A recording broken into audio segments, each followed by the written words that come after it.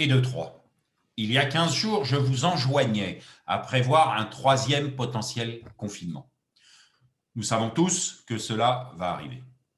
Vous avez donc mis en place les groupes de travail et de réflexion concernant les nouvelles pratiques managériales. Faire un contrôle permanent à distance, gérer les entretiens annuels à distance, échanger avec chacun à quelle fréquence et quelle est la juste forme, gérer un projet avec vos partenaires, gérer vos clients, etc. Tous les sujets doivent et peuvent être abordés. Aujourd'hui, lundi 25 janvier, la question est que faire et comment faire pendant ce reconfinement? La question est comment conserver l'engagement de chacun pour votre entreprise, chacun des services et surtout et avant tout, chacun des collaborateurs pour qu'ils passent au mieux cette période. Pourquoi est-ce différent alors que tout semble identique? Comme vous, je suis certain que nombre de vos managers sont épuisés par ces réorganisations permanentes, par cette adaptabilité dans toutes ces actions. Cela va bientôt faire 1 an que cette crise, qui par la durée est devenue un mode d'organisation, a bouleversé tout ce que nous avions comme certitude.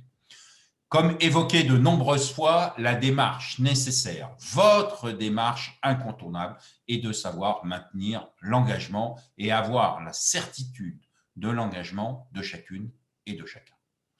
Pour être engagé au sein de votre entreprise, chacun doit savoir où il va et comment il y va. Vous devez reprendre le chemin de la communication collective. Vous devez vous préparer et préparer vos managers, communication hebdomadaire collective, communication journalière individuelle, communication informelle nécessaire à la pratique quotidienne. Au premier, voire au deuxième confinement, nous pouvions éventuellement dire que nous ne savions pas. Désormais, nous savons que le risque d'isolement est grand. Nous savons que la pratique du management par le chiffre dysfonctionne. Nous savons que chacun a besoin de ce fameux collectif. Nous savons que chacun a besoin d'un cadre de certitude qui lui permette de mieux vivre cet isolement. Certes, certains seront isolés en télétravail et d'autres seront isolés au bureau. Et d'autres encore seront isolés dans leur suractivité. Organisez dès aujourd'hui ces éléments qui vont arriver. Vous, communiquez plus et mieux. Être présent le plus souvent possible collectivement est une obligation hebdomadaire. Des messages clairs avec des objectifs précis. Une pratique concrète du nouveau quotidien à chaque intervention. Pour vos managers, être présent. La porte virtuelle est toujours ouverte. Une réunion de l'équipe systématique, un brief court et concret, le sentiment d'appartenance. Des échanges quotidiens avec chaque membre de l'équipe, recréez vos échanges du couloir.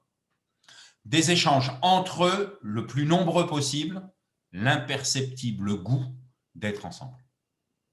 Aucun collaborateur ne doit passer une journée, voire une demi-journée, sans parler à ses collègues, à son manager ou à un membre de votre entreprise.